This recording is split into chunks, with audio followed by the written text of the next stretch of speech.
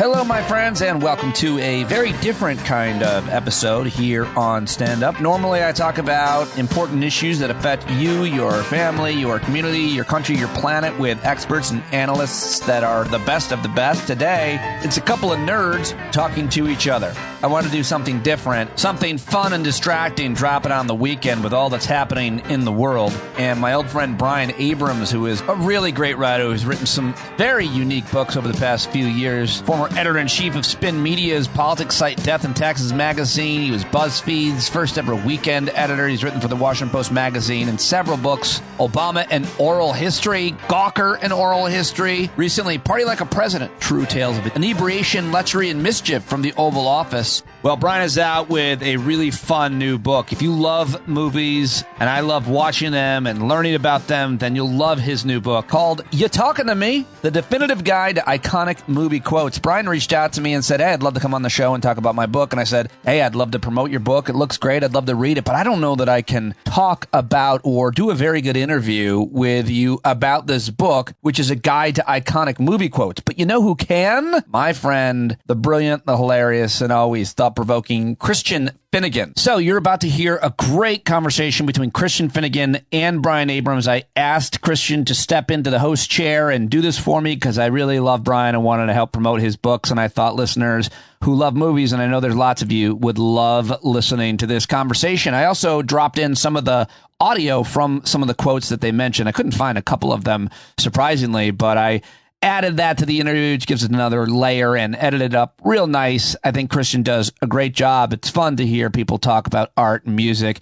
where they don't exactly agree on things, but it's never personal, never contentious because it's all subjective. It's art, in this case, films and favorite movie quotes. You Talking to Me? The Definitive Guide to Iconic Movie Quotes is packed with film stills, sidebars, lists, and other film detours throughout movie history. The book covers all genres and a diverse range of directors, writers, and audiences. Some of the blurbs on the book from very prominent people. A movie buff's a treat curated by a real movie buff. Informative, fun, and compulsively readable movie fanatics rejoice. And frankly, my dear, You Talking to Me is a fabulous look at the stories behind the movie's most memorable lines. This book is the stuff that dreams are made of. So this is a few blurbs from the book from prominent people, and I think you'll love it. I think you'll love Christian's questions and conversation. I really appreciate him doing that, so go thank him on social media. Follow both Brian and Christian, both their information in today's show notes. Something different, really cool. Christian Finnegan stepping into the host chair, bringing on author Brian Abrams. I hope you guys like this, because if you do, maybe I'll do more of it.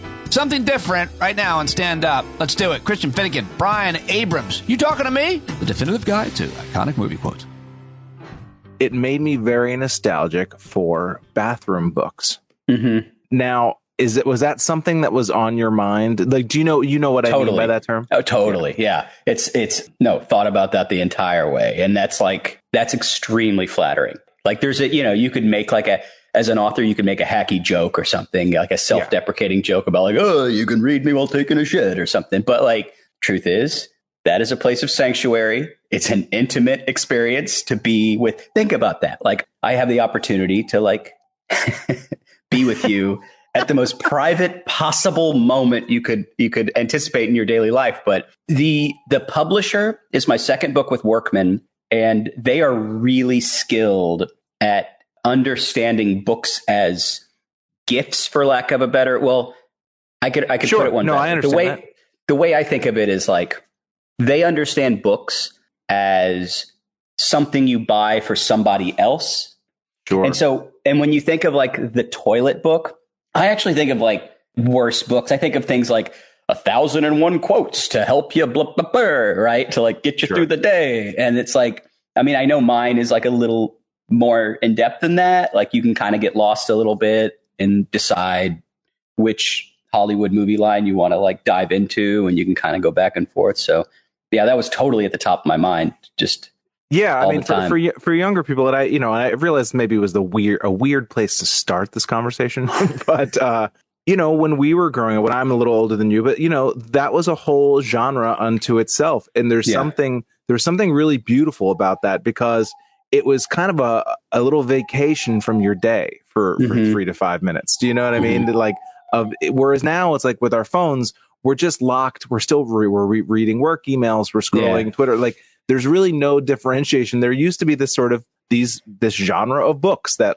existed for this purpose. And it really, it's hard to explain the sort of wave of nostalgia I felt skimming through the galley. So tell us first, you explained in the foreword how it all came to be, but like for people who are listening, the book is obviously a compendium of movie quotes, but it's looking into the stories behind the movie quotes, how they came to be, what the legacy, what the actors and filmmakers think now.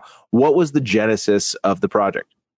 The genesis of the project really began about 3 to 4 years ago. I wrote a story for my friend's comedy zine called The Lowbrow Reader. It's a fun zine. It's sort of like, imagine the New Yorker, except it's like 10,000 word pieces on like Billy Madison or something. But he wanted me to go ridiculously in depth on just one joke from The Naked Gun. And it's the one where toward the end, Mark Holton, if you know the actor, he was Francis in Pee-wee's Big Adventure, and he was Chubby in Teen Wolf. Oh, of course. It's at the end when Frank Drebin sort of reveals himself to be the umpire, but earlier in the day he was playing Enrico Palazzo, the opera singer, and Mark Holton had just had a cameo. I don't even know if he was credited, just points and says, "Hey, it's Enrico Palazzo." That's not the umpire, Your Honor.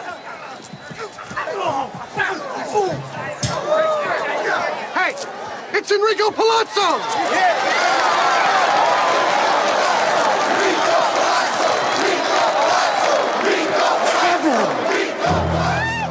And the whole crowd is like cheering as if like the man who saved the day was this random opera guy. But I just went on this long meandering analysis of that one line and spoke with, the screenwriter and the director and the costume designer and the actor and the editor. And it was ridiculous. And an editor at this publisher, I happen to know him. He saw it, he enjoyed it, and we went back and forth. And this was during COVID when we all had a little extra time on our hands, I guess, for those of us who were fortunate to be at home. And we were just kind of like, what would a more mainstream version of this look like? Like what would be the version of this where, yes, it would be There's No Place Like Home, from Wizard of Oz. And think to yourself, there's no place like home. There's no place like home. There's no place like home. There's no place like home. And, the Chinatown line, there's, whatever it is, forget it, Jake. Forget it, Jake, it's Chinatown.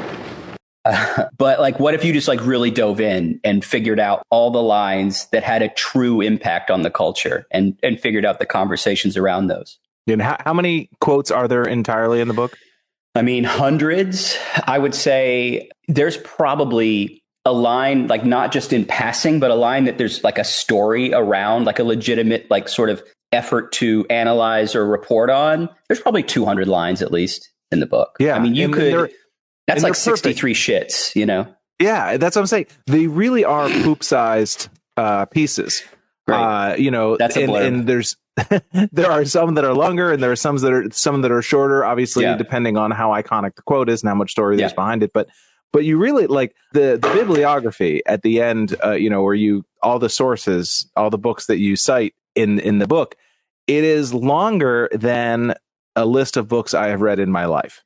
So where would it start? Would it start with a quote and then you would find the books to research? Like, did you literally have to rebuild the sandcastle with every single quote, or did you read a bunch of books and then pull from that? It depends. I mean, yeah. What are the basic like resources that we have in front of us? You have that are just like immediate. You obviously need to watch the damn thing. So that's a no-brainer. And once I think if you're kind of stuck, once you watch the movie, it does help, by the way. You can't just like cheat it. But there are tons of Blu-ray commentaries.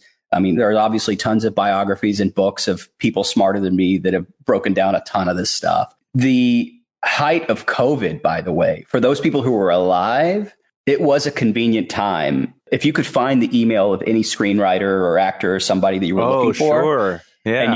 and you just wrote them and you're like, hey, I'm doing a book on iconic movie lines. Do you have 10 minutes to talk about what's basically the most famous line that, you've ever been, associated with? They're going to pick up the phone. They have nothing else going on. And so that was very helpful. But while doing all that, I think the bigger challenge was figuring out how to make the distinction between which lines truly belong and which don't, because like you and I know tons of movies backwards and forwards, and therefore we know all the lines in the movies, but that doesn't necessarily make them iconic, right? Yeah. Like otherwise there would be 10 pages devoted to dirty work with Norm Macdonald and Artie Lang. Sure. There's sort of in-group quotes that are sort of, amongst your friends group. And then there are ones that actually permeate the culture, which is not quite the same. And sometimes the in-group quote does transcend to a level like a Lebowski, right? Where it does become this thing where then these guys in Kentucky start running Lebowski fests and it just really, starts suffusing, throughout the culture. There's a Big Lebowski themed bar in Amsterdam. That's great. I did not go in. I was like, all right, I'm in Amsterdam for the first time. I'm not going to spend one of my 5 nights here hanging out at the Lebowski bar. No. But also like when you figure out like the influence of movie lines, like and what that exactly means, and it surfaces in different ways. It's not as obvious. Like the AFI did like a top 100 movie quotes a couple of years ago. And it's, they just like tallied votes from their members, which is fine. I mean, those are all like hardcore movie fanatics and they all probably live in Beverly Hills or something, but it's not indicative of what lines truly it's are not like the people's being echoed champion. underneath The people's champion. Right. And so there's one. And so I did go longer on some because I felt it deserved it. I just almost as a statement, I wanted people to like flip the pages, be like, oh, this one must be major. And there was one I kept circling back to from this 1973 blaxploitation drama called The Mac. I don't know if you've ever seen it or not. Sure. I've not. I know it by reputation, but I've actually watched it. For one reason or another, it's never available on streaming services. I don't know what the whole deal is with whoever owns it, but there is a scene in like the first 30 minutes where for those who know The Mac, Roger Mosley, who was basically like the sidekick in Magnum PI, plays like this kind of Black Panther type character who's lecturing his brother who's entering the pimping profession. And he went to the academy. He went, exactly. Passed with flying colors and everything, and really flying colors. License, he did the whole certification. It's very the cream-colored Cadillac with the gold trim. He gets everything. And there's this line that everyone has heard in, if not Dr. Dre's Rat-a-tat-tat, then like it's been sampled in dozens of hip hop tracks. And I can't do Roger Mosley's voice, but if I read it aloud, it's basically he's like, "Hey man, don't you realize?" I really want to hear you try, though. I don't think that's a good idea. You really don't understand, do you? Hey, man, don't you realize in order for us to make this thing work, man, we've got to get rid of the pimps and the pushers and the prostitutes and then start all over again clean. Hey, look, nobody's pushing me anyway, okay? I mean, not you, not the cops, nobody, man. I mean, you want to get rid of the pushers, I'll help you. But don't send your people after me. Oh, come on, John. Can't you see that we can't get rid of one without getting rid of the other? We got to come down on both of them at the same time in order for this whole thing to work for the people. Hey, look, nobody's closing me out of my business.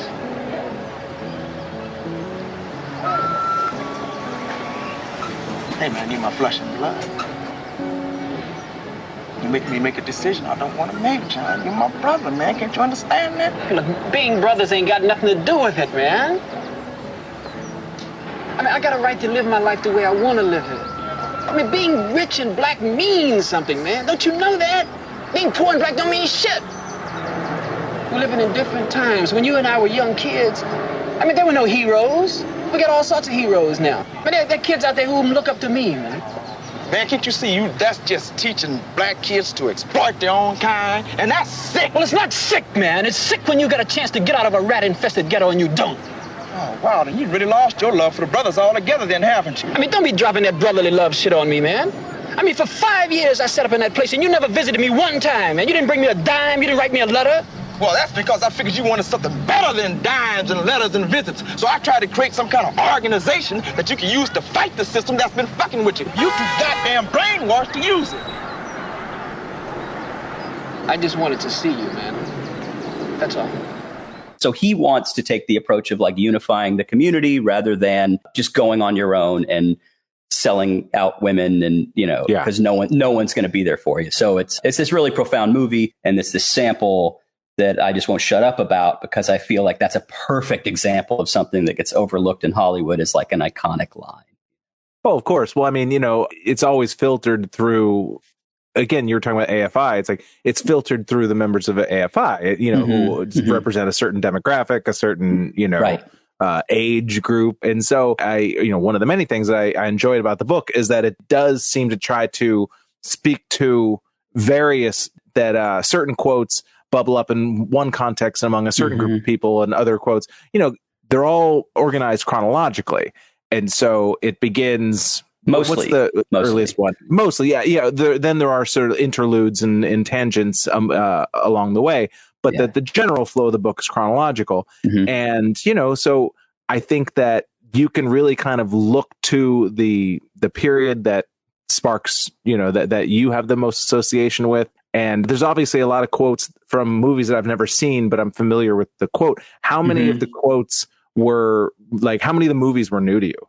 Good question. I think a lot of them, but what you just articulated is really how I thought about attacking the book too. I wanted it to kind of operate on two levels. I wanted it to be a place where, I'm just a regular person who doesn't have time to log 4 movies a day on Letterboxd and devote my life to the Criterion channel. But I like movies. And I also am vaguely, I've heard these expressions or these lines from somewhere. So this is cool. So if not the toilet, it could be a book for I don't know, the coffee table or the kitchen table, just something to flip through when you're bored and you pick it up and put down. Right. And just get a sense of where it came from. But it does operate on the film fanatic level too. I mean, it has an obsessive sense where people can just dive in and get lost. Well, what was the question? It's a great companion. Well, I said, how many of the movies were new to you? I mean, I think I think a lot of them were new, but a lot of them also were movies that I definitely saw or was in the room when my mom or dad had them on, and I had really just didn't click with it. I had no idea what was going on, or I watched the first 20 minutes and then fell asleep, Yeah, because you're 8 and maybe you're not going to totally jive with the Maltese Falcon or whatever. Right, or 28. And I was like, why is Police Academy 3 not on again? Why are we watching... Come on. Why are we watching Casablanca? Where's Proctor and Captain Harris? How many... when you're sort of judging a quote, what is more important? The universality of people knowing about it, or the actual wittiness of the line itself? Do you know what I mean? Because certain lines, you could say, I'm Forrest Gump. That's a quote that everybody knows, but I wouldn't necessarily call it a great piece of writing. Yeah. But, how did you weigh that at all? Does that matter when you're trying to make cuts? Yeah. Well, I think when you're making cuts and you're trying to figure out the distinction of the importance or the weight of a line, in the end, for the most part, this isn't always the case, but for the most part, it really comes down to how interesting is the story. And if the story is interesting, then in the fabric of that, you get the feeling of oh, okay, there is something relevant here that I think makes sense. People should read about this. So tons of cuts.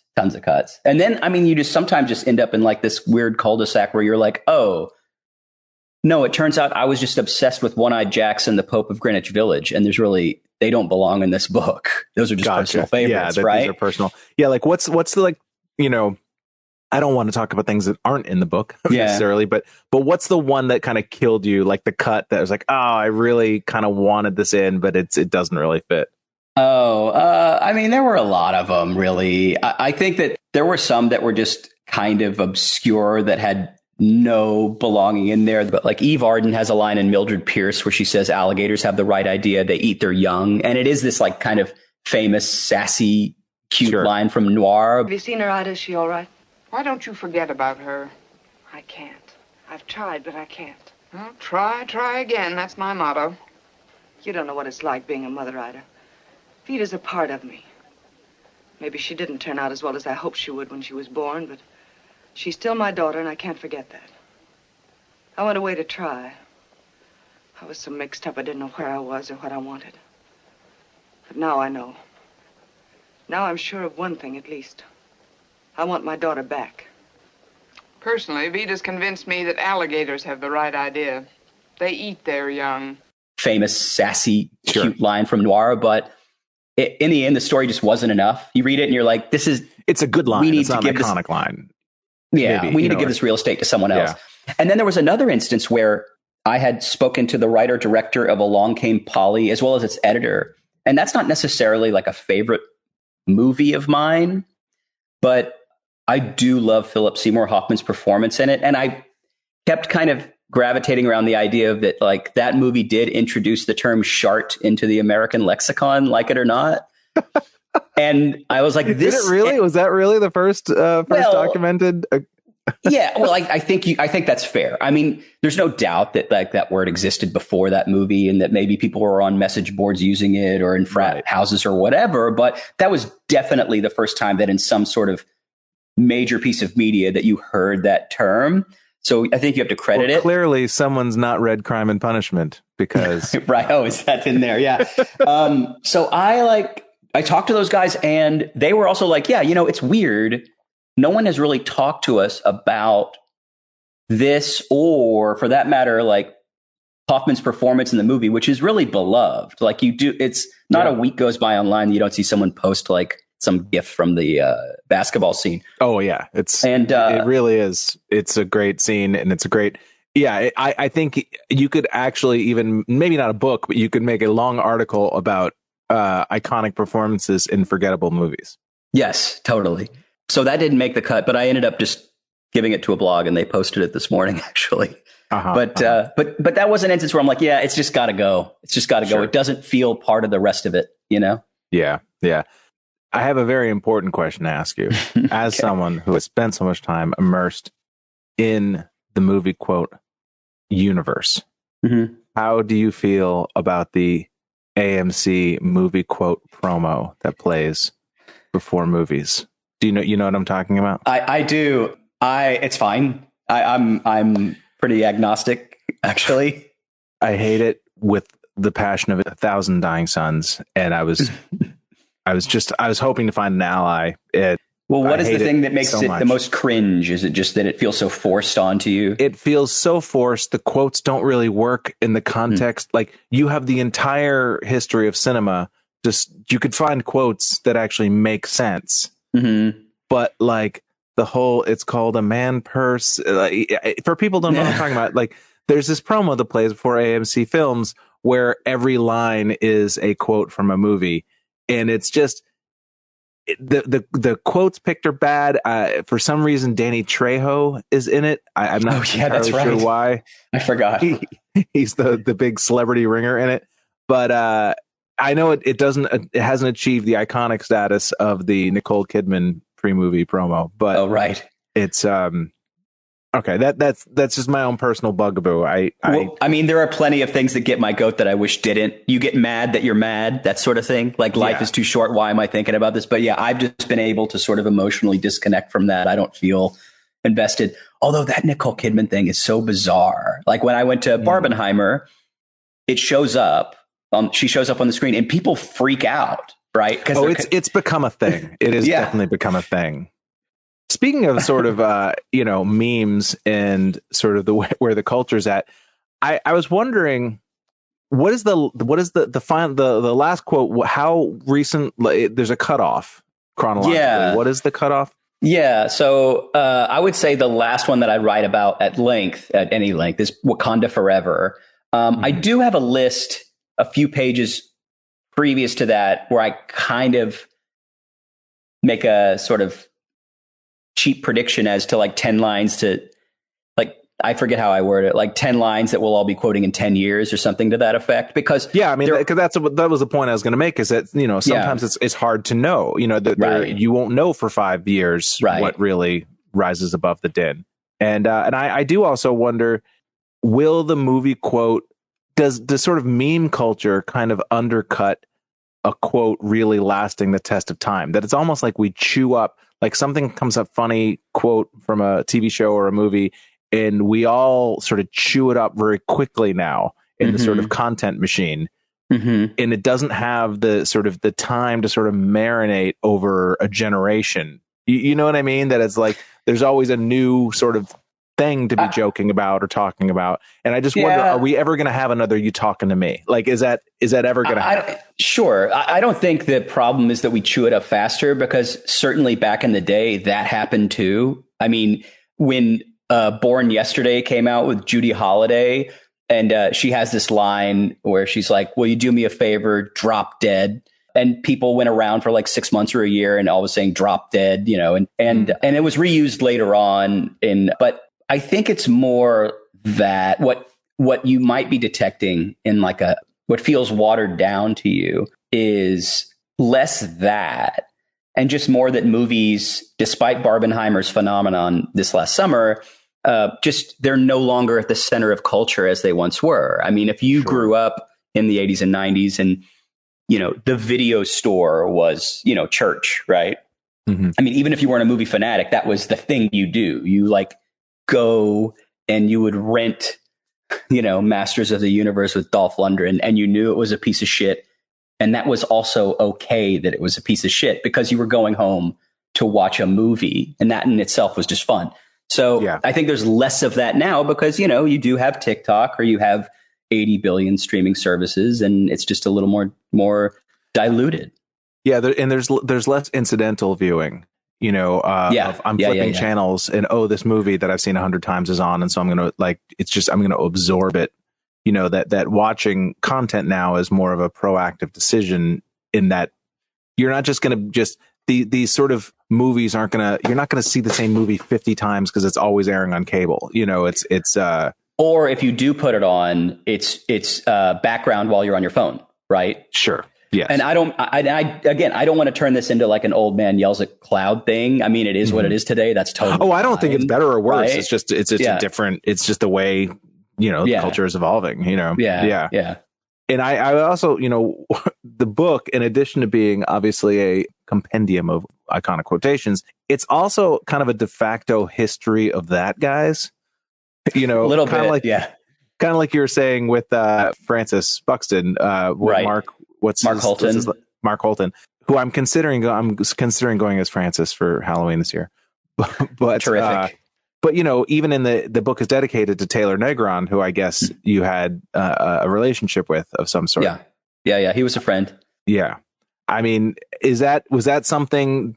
If there were, you might not have ever thought of it in this terms, but if there was like a Jack Nicholson quote versus a Mark Holton quote or a Taylor Negron quote, like, did you feel any desire to go one way or the other in terms of going towards iconic actors saying iconic lines as opposed to just like this dude that everybody knows from this one scene? Yeah, no, I mean, let the chips fall where they may mostly was the attitude. Although overall, I did try to keep in mind that it's impossible to have everything in here. Right. And so therefore just keep it as balanced as you can, so there was a little bit of that, but I mean, what you picked up on is true that this book you can look at it as like a history of Hollywood on some level, and it's just kind of entering from a different angle.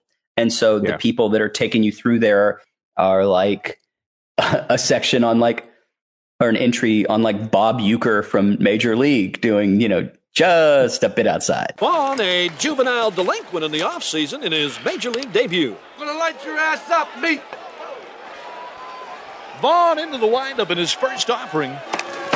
Just a bit outside. He tried the corner and missed. Ball 4. Ball 8. Right? Yeah. So there are these randos in there, right? That's like Bob Uecker is not exactly Gary Cooper, Generally not included in sort of montages of cinema history, Bob Uecker. No. But I mean, to me, that's what makes it special. It's like those people should be immortalized. Totally. As somebody who kind of grew up with a deep appreciation for the William Athertons of the world, the just sort of those guys who are iconic faces but anonymous names. I think they deserve to be redeemed, and so I congratulate you on that. Great. One thing I responded to when I was reading the book is that it's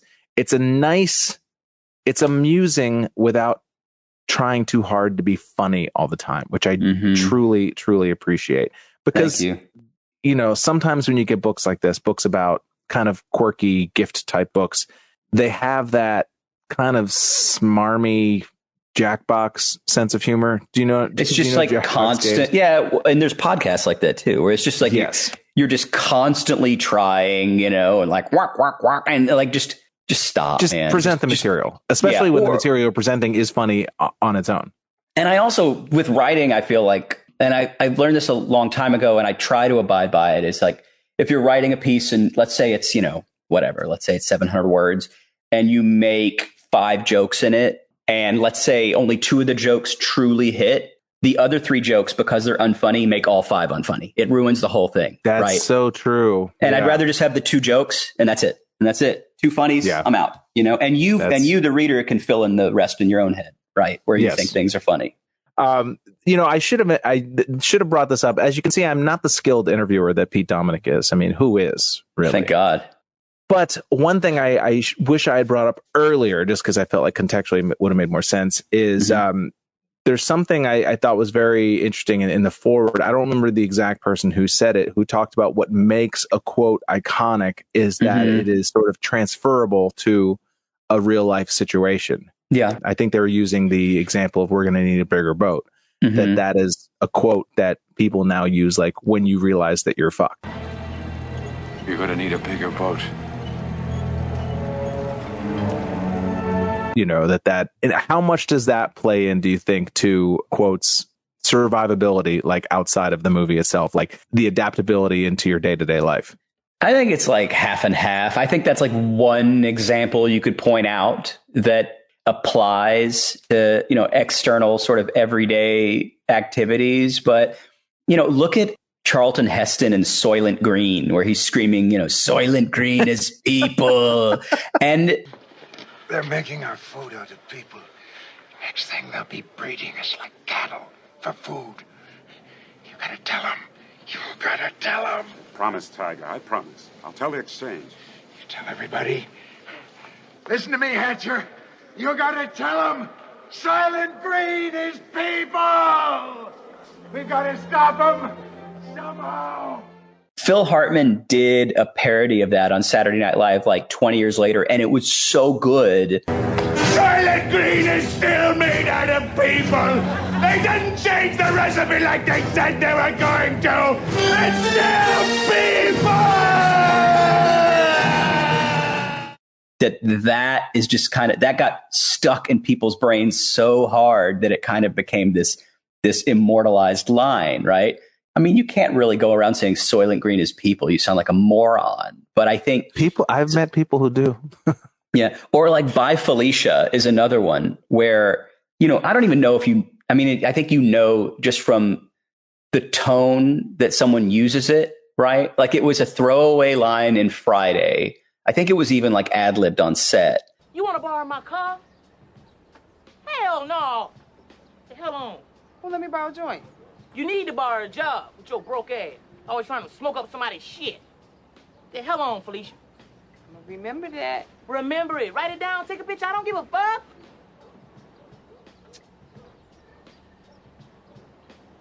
Craig.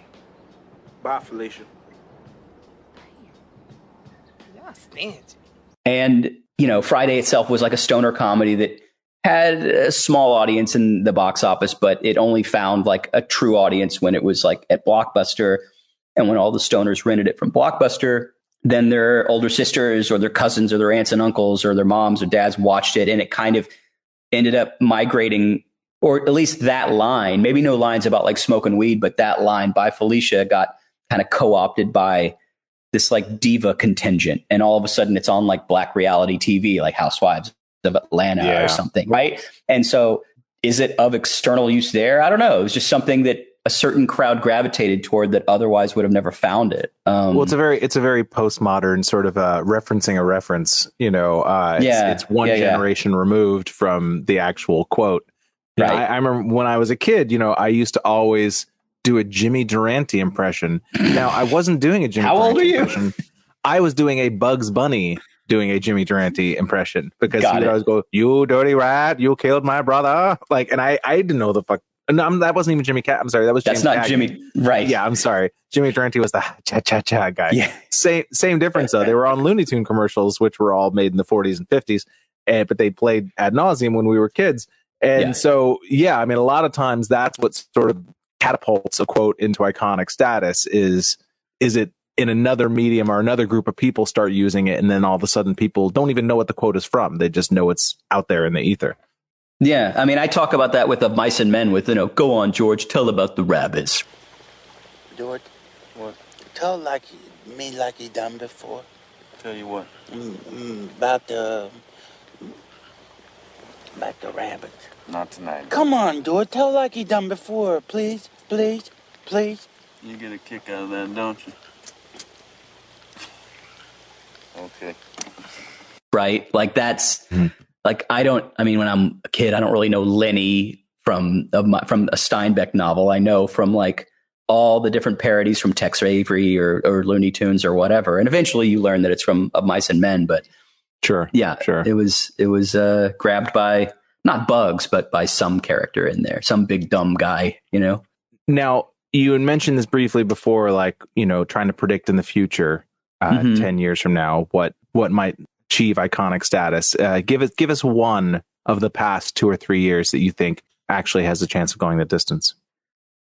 In Moonlight, Black Boys Look Blue from Moonlight. This old lady, I was running, hollering, cutting a fool, boy. This old lady, she stopped me. She said, running around, catching a boy that light. In Moonlight, black boys look blue. You blue. That's why I gonna call you. Blue. I just think it's a touching line that was of a movie that did win Best Picture, yes, is critically acclaimed, is on lists. I think it was on when a lot of people did a lot of movie blogs did movies of the decade of the 2010s. I think it was number 1 and number 2 on a ton of lists. But again, as we said earlier, because movies are no longer at the center of culture, like a melodrama, a coming of age melodrama about like a black gay man, like I think it was in the Florida Keys or somewhere near there, if I'm not mistaken. Like I don't remember the exact location. I think that's right. It's hard to know. I mean, it's hard to know. There's lines you love, but But I do think it's a classic line that, like, upon revisitations from just different nooks and crannies, people will recognize it as a classic line, and it will happen. And I think that there's probably, I don't know. It's like hard to say, right? Like when this thing wrapped up, I guess I finally stopped doing edits and rewrites earlier this year. And the whole time I'm like, I want to make it as recent as possible. And I'm watching and I'm like, oh, Fast X is coming out. Do I need it? The hell with it. Right. or I'm like, oh, Barbie's coming up. The hell with it. Oh, the new James Bond. I better check that out and make sure. But you kept running. You have to put a cap on it. You have to sort of arbitrarily say like, this is the cutting off point. Right. Who was the hardest person like to get a hold of, or who was the person that you're like, you felt the most sense of victory to actually get on the phone or via email? Werner Herzog. And I never even used it for the book. Oh man, what a diss. I know. I'm still sitting. I know he's going to kill me. I'm scared of him. I would be. Yeah. I reached out to him because, so Aguirre, The Wrath of God is like his Conquistador movie, which is like, for anyone who's seen it, is just this beautiful, crazy thing. Right. He went down to like one of the greatest final scenes where all the monkeys are crawling all over him, which is amazing. Just crazy. So there's this joke in there that people like, where like one of the conquistadors gets attacked. It's toward the end. And like, more of the natives are like flinging arrows from the riverside, and it hits him in the gut. And he just says, the long arrows are getting fashionable. And he falls into the river. And like Jonathan Demme has like hosted screenings over the years and has talked about that one line. And I called Werner and he was like, yeah, it is weird that no one's talked to me about that line. And we kind of got into it and got into the origin of it. And I'm still sitting on that. I should probably just like give it to a blog or something. Yeah. But I mean, you're right though. I mean, I've seen that movie and quite liked it, but I don't remember that line. So, I mean, that just tells you. That tells you that it doesn't belong, right? The right choice. Yeah. Thank you. I appreciate it. As you can tell, I'm not like I said, I'm no Pete Dominic. So I at a certain point, I just say, we're done here. And Brian Abrams, thank you for your time. We are done here. Thank you. Yeah, how about it? Christian Finnegan and Brian Abrams. Go get the book. You're Talking to Me, the definitive guide to iconic movie quotes. Thank you very much to Christian for doing that. Of course, congrats to Brian on the book, and thank you for joining us here on the program. I produced all of it. It wasn't easy. It didn't take just a little bit of time, so if you appreciated it and liked it, throw me a couple bucks with a paid subscription, or maybe you could even pay more than you're already paying. Just $5 a month to get started at standupwithpete.com, patreon.com/Pete Dominic. John Carroll writes the music for this show, and so he takes us out each and every day. Thanks again for listening, folks, and I'll talk to you tomorrow. For the burning trees, you got to stand up. Hey, you've been sitting so long, you got the creaky knees, you got to stand up. Stand up. I think you're driving wheels been leaking grease. Boy, you better stand up. Stand up. Well, there's a whole lot more of us who know what's right. They'll keep right on ignoring us if we keep sitting tight. We got to open up the window to let in some light. You gotta stand up. That's right. We got to rise up. You got to stand up. You gotta stare the devil straight in the eye. We got to let him know it's his turn to go. See it clear and all you hear is a lie. Don't get up off of your butt, get down off of your fence. Even if it ain't a very friendly audience, well, they'll begin to listen when you start making sense. And you stand up, stand up. No need to point your rifle to defend your town. Just stand up, stand up. You know they can't deny you what you're laying down. Boy, you better stand up, stand up. Show your face of every color, yellow, black, red, and brown. This is the place where every lost child will finally be found. There's only one thing to do before we stand our ground, and that's stand up, stand up. Well, the founding fathers saw a land for all. They had to stand up, they had to stand up. They had a keen imagination for a crystal ball, drawing all the plans of stand up. But all they had to go on was the time they were in, with other causes for laws, and since they weren't even sin, they knew that change was gonna come before the change could begin. They had to stand up. All right, they had to stand up. We got to stand up. We got to look the devil square in the eye. We got to let him know it's his time to go, and make it clear when all we hear is a lie. Why you lying awake wondering where the money all went? It'll be the cost of freedom that'll go unspent. You can see him flee the scene of that experiment if you stand up. All right, we got to speak up, we got to reach up and raise your voice in every way you know how. Don't be toes up, you got to show up. Ain't no better time to do it but now. No need to pledge allegiance to no wanton tribe. Rise up, show obedience to the voice inside, and listen well and it'll tell you not to run and hide. It says stand up.